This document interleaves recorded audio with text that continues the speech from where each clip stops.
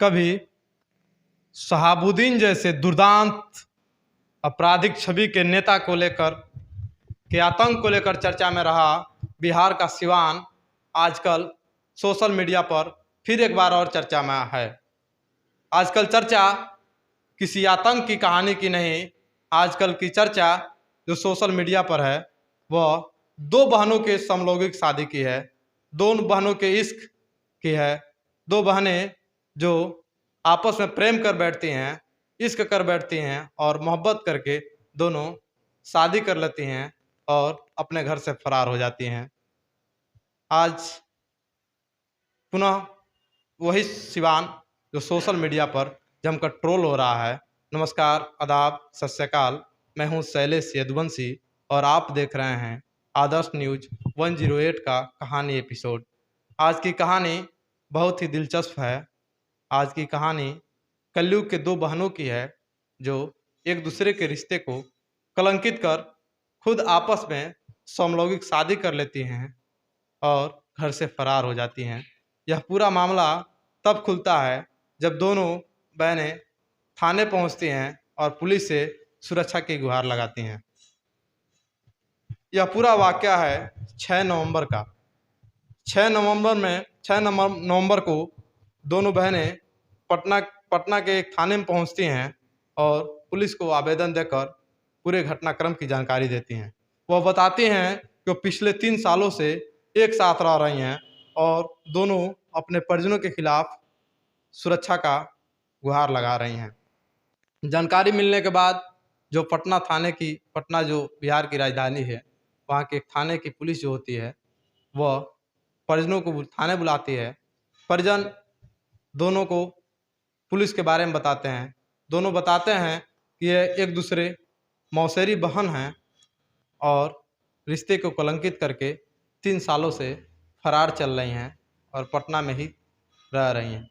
दोनों को जुदा करके अलग अलग करके अपने घर ले जाना चाह रहे हैं, लेकिन दोनों कहती हैं कि मर जाएंगे पर जुदा नहीं होंगे। थाने में ही जमकर हाई वोल्टेज ड्रामा होता है जिस पर परिजन भी ठुकरा कर अपने घर चले जाते हैं। यह पूरा वाकया 6 नवंबर को सुबह 10 बजे की बताई जा रही है, जिसमें जो लड़की होती है रोशनी और तराना, दोनों रिश्ते में मौसेरी बहन होती हैं। दोनों सिवान के थाना अहमदनगर के NH गांव की रहने वाली होती हैं।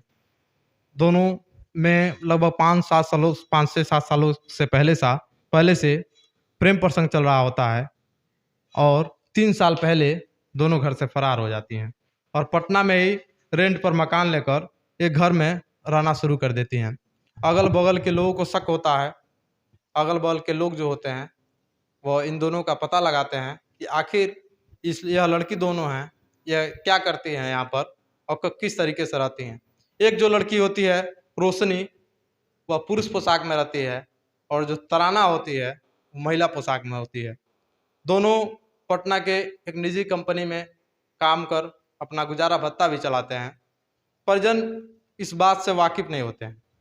परिजनों को लगता है कि दोनों पटना में पढ़ाई कर रही हैं, लेकिन ये दोनों पटना में पढ़ाई न करके ये दोनों अपना घर बार बसाने की साजिश रच रही होती हैं। जब परिजनों को इस बात की जानकारी होती है तो वह पुलिस को सूचना देते हैं। तो वहीं पुलिस जब तक इन दोनों की खोजबीन करती तब तक इन दोनों को भी पता चल जाता है कि हमारे खिलाफ पटना के एक थाने में शिकायत गई है। तो ये खुद ही थाने पहुंच जाती हैं और कहती हैं कि मुझे अपने परिजनों से खतरा है, हम दोनों बालिग हैं, हम दोनों एक साथ रह सकते हैं, पुलिस हमें सुरक्षा दे। जिस पर पुलिस कहती है कि दोनों बालिग हैं, इन्हें सुरक्षा देना ज़रूरी है। उस थाने के सच्चो जो होते हैं दोनों के परिजनों को बुलाते हैं और दोनों की अलग अलग काउंसलिंग करवाते हैं। यह पूरा मामला महिला थाने का है। महिला थाने में जब दोनों की काउंसलिंग होती है, काउंसलिंग के दौरान भी दोनों जो लड़कियां हैं, दोनों जो बहनें हैं, सगी बहनें तो नहीं कहेंगी, मौसेरी बहनें, या एक दूसरे से जुदा होने पर रजामंदी अपनी नहीं देती हैं और एक साथ रहने की जिद ठान लेती हैं। उसके बाद वो पुलिस से शादी की मान्यता देने की मांग करती हैं। पुलिस जो होती है, थाने के जो एसएचओ होते हैं, दोनों को समझाते हैं और कहते हैं कि कोर्ट इसकी मान्यता नहीं देता है, तो मैं कैसे इसकी मान्यता दे दूं?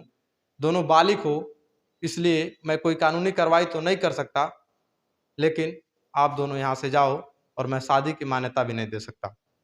इसके बाद थाने में जमकर हंगामा होता है और यह जो दोनों दोनों जोड़ा होता है, वो पुलिस को बताता है कि हम लोग 3 सालों से एक साथ रह रहे हैं और हम लोग दोनों वयस्क हैं। हमारा परिवार जो है समलैंगिकता का विरोधी है। हम दोनों बिना मर्जी से, बिना दबाव के अपना घर छोड़कर पति पत्नी की तरह रह रहे हैं। अगर मेरे परिजन किसी भी तरह का शिकायत करते हैं हम दोनों के खिलाफ, तो उसको न सुनी जाए और हम लोगों को बेवजह परेशान न किया जाए। हम दोनों लोगों को घर बसाने दिया जाए।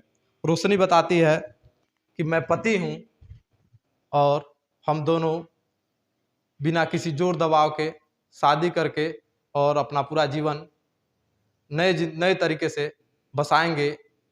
इस पर एक वहाँ का पत्रकार जो होता है वो सवाल पूछ देता है कि आखिर तुम दोनों के रिश्ते कैसे चलेंगे? तो कहते हैं कि हम दोनों के रिश्ते 7 जन्मों तक चलेंगे और हम दोनों इस जन्म में तो नहीं, अगले जन्म में ज़रूर मैं पुरुष बनूंगा और यह लड़की बनेगी, स्त्री बनेगी और हम दोनों की जो रिश्ते हैं वो जन्मों जन्मों तक चलेंगे।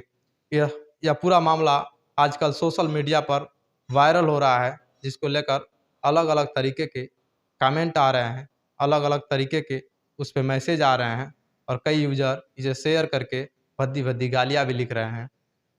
यह कहानी जो होती है उसमें दोनों भागकर जो शादी करती हैं, यह मामला जब परिजन जो होते हैं उसे कोर्ट भी ले आते हैं और कोर्ट में यह मामला आजकल चल रहा है। देखिए कोर्ट का क्या आता है। तब तक यह दोनों जो सगी बहनें हैं वो पति पत्नी की तरह ही एक साथ पटना में ही रहेंगी। यह कहानी आपको कैसा लगा, आप कमेंट बॉक्स में ज़रूर बताएंगे। इस कहानी को सुनाने का मतलब किसी की छवि धूमिल करना नहीं, किसी को परेशान करना नहीं, किसी को हैरान करना नहीं। इस कहानी का मतलब आपको बताने का यही था कि हर लोग सावधान रहें, हर लोग सचेत रहें, कब किसके साथ कौन सी घटना घट जाए। यह कलयुग है। नमस्कार।